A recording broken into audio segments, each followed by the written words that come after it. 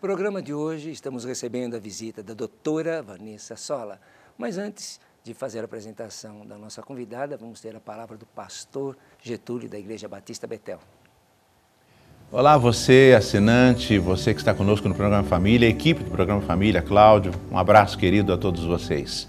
Eu quero convidá-lo nessa noite a refletir comigo num momento muito interessante da vida de Jesus, do ministério de Jesus, registrado em Marcos, Evangelho de Marcos, capítulo 10, verso de número 27. Esse texto vem na sequência de um diálogo que Jesus teve com um rapaz, um jovem, que estava muito preocupado em conseguir a salvação da sua alma e também a solução das crises da sua vida. E ele pergunta a Jesus o que ele deveria fazer para ser salvo. E Jesus responde, e aquele rapaz fica triste, porque ele era muito apegado às coisas da vida, muito apegado às coisas que ele possuía, muito apegado às amizades, à família, a tudo mais que estava à sua volta. E a resposta de Jesus o entristeceu e os discípulos, perturbados com aquela conversa de Jesus com aquele rapaz, voltam-se a Jesus e perguntam, quem é que pode ser salvo? E Jesus, no verso 27, olha para eles e diz, para o homem é impossível, mas para Deus, não. Todas as coisas são possíveis para Deus. Talvez você me pergunte, mas do que eu preciso ser salvo? Daquilo que tem escravizado você, daquilo que tem feito você sofrer, daquilo que tem levado sofrimento às pessoas que você ama, daquilo que tem tirado de você, em muitos momentos, a alegria de viver. Nós estamos num tempo, nesse começo do século XXI, onde a alegria de viver está se tornando cada vez mais escassa e as pessoas têm encontrado motivação não para existir mais, mas para morrer. Elas têm se envolvido com alternativas que num primeiro momento causam prazer, euforia, alienação, mas isso passa e o que sobra é amargor, é frustração, é rejeição, é derrota. Jesus oferece com segurança e com garantia de vitória a cura e a salvação para as necessidades mais íntimas do ser humano. Eu não estou dizendo que você não deve confiar em terapeutas, em médicos, em estratégias clínicas. Claro que deve. Mas confie primeiro em Jesus. A obra de Jesus na sua vida vai trazer paz, esperança, confiança, alegria e vitória. Não se esqueça disso. Jesus. Jesus. Ele usa todas as outras coisas, mas coloque Jesus em primeiro lugar. Que Deus te abençoe. Tenha uma boa semana. Estamos de volta com o programa Família e fazendo a apresentação da doutora Vanessa. Ela é psicóloga, especialista em psicologia clínica pela PUC e em dependência química pela Unifesp. Estará abordando o tema Família, da prevenção ao tratamento da recuperação da dependência química. Portanto, família, se você tiver um dependente químico, preste muita atenção, porque às vezes a família fica desapontada por ter prevenido durante a fase da adolescência, ter debatido o tema e de repente fica sabendo que seu filho está usando uma substância psicoativa. Portanto, não fique tão preocupada, porque há jeito sim, e hoje você vai saber através desse bate-papo gostoso com a doutora Vanessa. Portanto, continue tirando as suas dúvidas através do nosso e-mail, programabc@netservicos.com.br ou pelo nosso hotline 11 9 73 18 84 36. Deste outro lado aqui, também temos uma especialista em dependência química. Portanto, é só entrar em contato. E agora vamos bater um papo gostoso com você. Vanessa, a gente se conhece pelos trabalhos que nós fazemos. É verdade. Não é? É um prazer tê-la aqui no programa. E hoje nós vamos explorar um pouquinho da tua experiência com família, que eu tenho certeza que você também às vezes é procurado por aqueles pais, como aconteceu com meu filho. Sim. É isso mesmo? Muito, muito. Que bom. Queria agradecer o convite, Cláudio, de estar aqui. E realmente falar de prevenção acho que é um tema muito importante, porque como diz o velho ditado popular, né, melhor prevenir do que remediar. E a família tendo noção de como ela pode agir preventivamente para evitar um problema maior, eu acho que já é um grande serviço. Muita gente chega lá no seu consultório com essa preocupação? De como prevenir, você disse? Certo. Sim, com certeza. Na verdade, não. Quando eles chegam, eles já têm o problema, né? Muito comum eles só procurarem assistência, apoio, suporte, depois que o problema já está instalado. infelizmente, o familiar chega depois que a Sem coisa já dúvida. aconteceu. E como nós poderíamos, então, passar essa mensagem? O que viria a ser, então, a prevenção do uso? A gente pode falar sobre prevenção do uso de drogas sobre diferentes aspectos, né? Uma vez que a dependência química é um problema multifatorial.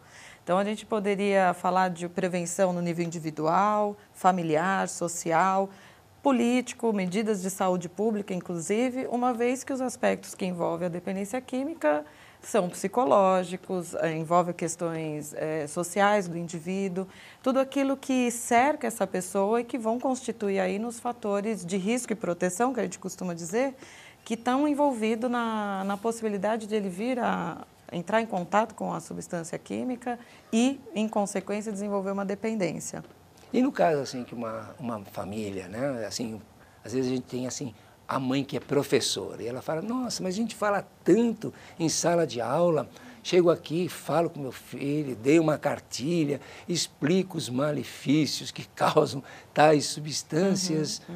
Assim, para uma família que chega e tem essa preocupação, ou mesmo você em algum trabalho de prevenção, como você preveniria uma família tem uma idade para se começar a falar com o filho? Tem. Isso que você estava falando, Cláudio, tem a ver com uma questão mais educacional. A gente poderia falar que é uma prevenção num nível mais informativo, de abordar a questão do uso de drogas no caso, com o adolescente, principalmente. Porque numa fase mais primária, né, na infância, não é um momento mais adequado para a gente abordar uma questão dessa com a criança, uma vez que ela nem está exposta a esse tipo de coisa. Claro que dependendo todo do contexto que está cercando esse indivíduo. Mas a prevenção envolve muito mais, no caso da família, numa atenção ao desenvolvimento infantil. Então, quer dizer, a prevenção ao uso de drogas vai começar muito antes de que a pessoa tenha contato com a droga em si ou com os estímulos, por exemplo, de propagandas e qualquer outro que ela possa vir. Mas é uma prevenção muito mais anterior, na verdade, é uma atenção que a gente chama primária, no sentido da família estar atenta às necessidades da criança na sua fase primária do desenvolvimento. E quando eu falo primária, é de 0 a 5 anos. Sem dúvida. A prevenção começa ali, na verdade. Já não a privando da própria alimentação e dos afetos. Com então certeza. Já começa no peito da mamãe. A prevenção. Aliás, até tem estudos que hoje estão mostrando isso, que o carinho, o aleitamento, todo o que a gente costuma falar do holding, né, desse cuidado com a criança, o beijo, o abraço, algo até tão simples, tão acessível, mas que tem um papel determinante na formação e no desenvolvimento cerebral. Do amor próprio, da firmeza do caráter, já começa aí, por isso. Esse carinho, na verdade, libera, inclusive, hormônios que desempenham um papel no desenvolvimento cerebral e que ajuda essa criança a lidar com situações, por exemplo, de estresse, de frustração, coisas que lá na frente vão fazer muita diferença, né? Uma vez que transtornos de ansiedade acabam predispondo e facilitando o acesso ou até a curiosidade pela experimentação de alguma substância psicoativa, até como uma medicação, vamos dizer assim. Sem dúvida. Aplacamento É por isso que quando a gente aborda a família, a gente vai buscar a história pregressa, desde da genética, da herança, da carga, a convivência. Isso são fatores assim indispensáveis para nós sabermos a estrutura que essa pessoa teve para, de repente, estar mais vulnerável. Porque a criança, ela nasce num meio, né? E esse meio social na qual ela é criada é, antes de mais nada, o ambiente familiar. E é preciso estar atento a como está organizado esse ambiente familiar, como são as estruturas, os padrões relacionais dessa família, a forma de comunicação dessa família, para ver qual o meio no qual está sendo gerado qualquer aspectos que podem predispor ela a ter uma dificuldade de lidar com situações semelhantes na vida dela adulta. Que seriam até os fatores de risco e de proteção que inserem, que o indivíduo estaria inserido. Então, já que a gente está falando nesse contexto familiar e todos os vínculos que dá essa sustentação, não só fisiológico, mas emocional, psicológico, direcional para o filho, até mesmo como modelo dos pais, como nós poderíamos, então, já pegar alguns fatores determinantes de risco, já inserido na própria família, para a vulnerabilidade de amanhã essa criança experimentar qualquer substância? Bom, temos alguns que a gente poderia abordar, né? Um é estritamente relacional, né? Então, como que é a dinâmica familiar, o padrão da relação dela, como eu disse, a comunicação, se há conflitos familiares graves nesse ambiente, que impedem de que a família consiga estar, no caso os pais, né? Consiga estar atenta às necessidades dessa criança, né? Às vezes eles estão tão... passando por conflitos tão mais pessoais e relacional em termos conjugais, que muitas vezes a criança não é assistida nas necessidades dela, do desenvolvimento dela. Mas também tem comportamentos mais específicos, por exemplo, o próprio uso de substâncias psicoativas por pais. E quando eu falo isso, estamos falando de álcool, de tabaco, o acesso que a criança tem, ou um ambiente no qual ela tem esse tipo de estímulo, ela tem esse exemplo dentro de casa. Então, por exemplo, é muito comum, inclusive na nossa sociedade, é meio até cultural, oferecer álcool a visitas. Então, você faz, às vezes, piadas envolvendo, às vezes os pais ficam embriagados na frente de crianças. Então, quer dizer, esse é o modelo que a criança está tendo. E até mesmo incentivam, porque eles oferecem, dão auxílios, além do próprio exemplo. Mais grave ainda, tem aqueles que querem iniciar o filho... Que acham bonito. Acha bonito. É machista. Exatamente, meu filho já fumamos os nossos primeiros cigarros juntos. Né? Tem todo um glamour que vai envolvendo, que cria uma cultura familiar onde fica claro, no caso da criança... A permissividade. A permissividade, a aceitação para esse tipo de coisa. Uso de medicação sem prescrição médica, por exemplo, abuso de remédios. Então, quer dizer, parece que não tem relação, mas tem toda uma relação com o tipo de cultura e de ideia que a criança vai fazendo em relação ao consumo dessas substâncias lá na frente. Vai ter um peso. Não é? Hoje a gente sabe que o maior índice de fuga escolar é para usuários de maconha. Sim. E essa família que costuma fazer esse tipo de apologia, mas eu já usei. Como é que se você está conversando e o pai, nesse momento, te fala isso? No sentido de até defender, você quer dizer, exatamente. O comportamento do filho, né? Porque tem isso, né? O papai geralmente defende, minimiza o problema. problema. O problema, exatamente. Até porque ele já fez o uso e não teve consequências mais graves em relação a assim, isso. A tua postura de profissional diante, né? A família, a mãe vem decepcionada e o pai, de repente, num determinado momento, solta essa. Uma dessa. Eu, graças a Deus, ainda não peguei uma família tão comprometida, porque eu acho que isso é de um grau de comprometimento familiar muito grande. Porque mesmo que ele tenha tido uma experiência e não tenha tido problemas com isso, fumou na adolescência dele maconha, hoje ele é um adulto, arca com as responsabilidades dele, enfim, não temos a mesma garantia em relação ao filho dele. Então, ele não pode se nortear pela experiência dele, achando que isso vai ser repetido para a criança. Então, antes de mais nada, vamos chegar junto desse pai e situá-lo na realidade da coisa. Ele está expondo o filho dele a um risco muito grande ao mostrar um comportamento totalmente de bacana.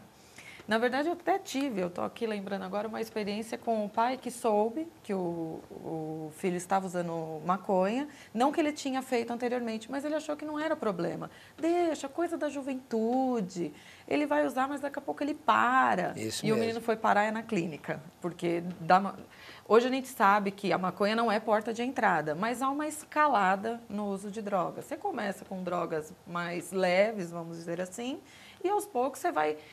É como assim, já que eu experimentei isso, então eu estou curiosa para ver aquilo também. Como assim, já quebrei mesmo os padrões, então agora nada me impede de eu fazer outras experimentações. Né? E, no fim, essa pessoa acabou fazendo uma escalada no uso de drogas e chegando na clínica. O pai, hoje, muito culpado. Né? O pai se sente muito culpado por não ter encarado o problema como um problema, e sim como apenas uma coisa da juventude. Poderia ter sido uma coisa da juventude, poderia, mas a gente não tem como saber de antemão. Então, precisamos intervir, independente de será que vai dar problema ou não. É aquele tal negócio, vamos ver no que vai dar? Com determinadas coisas não dá para brincar e esperar ver qual vai ser o resultado. Né? Que é o caso hoje. Porque a abertura ficou muito grande. Né? Tá? O acesso, o glamour, como você disse, os movimentos. Assim, a própria mídia acaba reforçando essa necessidade de trazer ao adolescente uma outra imagem do que viria a ser. Sim. Na verdade, os meios de comunicação, as propagandas, principalmente, elas são totalmente direcionadas para o público jovem. Né? Um público que está mais vulnerável, não é bem a vulnerabilidade, mas ele está mais suscetível a absorver esse tipo de mensagem, né? Então, você vê hoje as propagandas, por exemplo, de álcool, de cerveja, mostra todo um glamour envolvendo aquilo que quem não quer fazer parte? Todo mundo. Ainda pega um jovem que já tem por natureza, pela fase do desenvolvimento dele, essa necessidade de pertencimento a um grupo. Se um grupo estiver experimentalmente fazendo um uso de qualquer tipo de substância, ele se sente pressionado a também usar para fazer parte desse grupo. Então, as propagandas elas são direcionadas para um público que ainda não tem maturidade para ter um discernimento sobre isso é para vender o produto, tal. Não, ele compra a ideia. Né? Na verdade, a propaganda está aí para isso, para vender uma ideia, uma imagem, e o adolescente está vulnerável nesse sentido e compra essa imagem. Né? E isso é um risco. E aí encontra ainda uma família que também tem um glamour envolvendo esse uso, faz festas e acha bacana ter ali uma disponibilidade variada, por exemplo, de álcool. Então, ele vai crescendo nesse meio. Mas aí a família fala, mas eu nunca fiz uso de outras drogas. Não, para o filho, caso ele venha fazer. Verdade. Bom, mas o ambiente já estava predispondo ele a achar que é legal, que é bacana, que é assim que se diverte, vamos dizer assim. Pode passar essa mensagem. E assim, então, num contexto assim, um tanto deturpado que nós estamos convivendo, diante mesmo dessa liberação, como você vê, então, a prevenção da família nesse momento com o seu filho jovem? Eu costumo dizer exatamente isso. A família precisa estar atenta a essas necessidades, haver uma aproximação maior do jovem. É muito comum rotularem o adolescente de aborrecente. É uma fase, sim, de conflitos internos que eles passam, uma fase de muitas dúvidas, e dúvidas, eu digo, de não saber como lidar com as experiências que ele vive e as repercussões emocionais que essas experiências trazem. E muitas vezes os pais, até por falta de manejo mesmo, simplesmente falam, isso é bobeira, coisa da idade, daqui a pouco passa. Fala assim, bom, é bobeira para nós que já crescemos e passamos. Verdade. Mas para ele que está vivendo aquilo, esse é o grande problema da vida dele.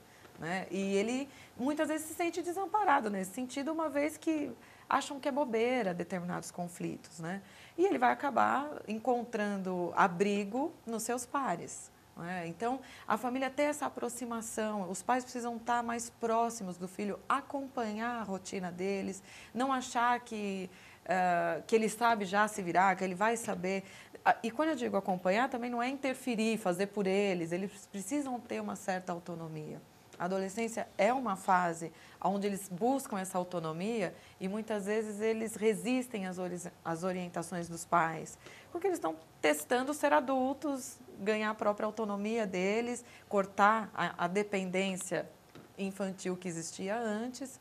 E tem dois pais nesse caso, os que acham que esse afastamento já é por causa de um uso de drogas e outros que, ao contrário, e aí fazem todo um alarde, achando que, nossa, meu filho está envolvido com alguma coisa. E não, é só a crise normal da adolescência, vamos dizer assim, ocorre mesmo esse afastamento.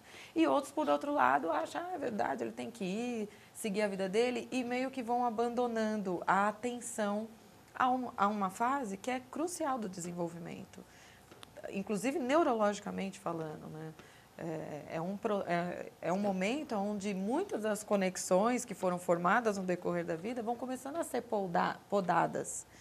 E o estímulo que os pais vão dando nesse processo é essencial para a maturação desse desenvolvimento que é, acima de tudo, e antes de mais nada, orgânico, inclusive. Contudo, nesse processo da adolescência, como você colocou, que é um crescimento não só fisiológico, mas uma maturidade pelas experiências nesse processo que o jovem tem, escola, ambiente social, encontros, desencontros afetivos, conflito com a própria identidade, um envolvimento social mais rico. Há, assim, vamos dizer, comportamentos que eles se declaram.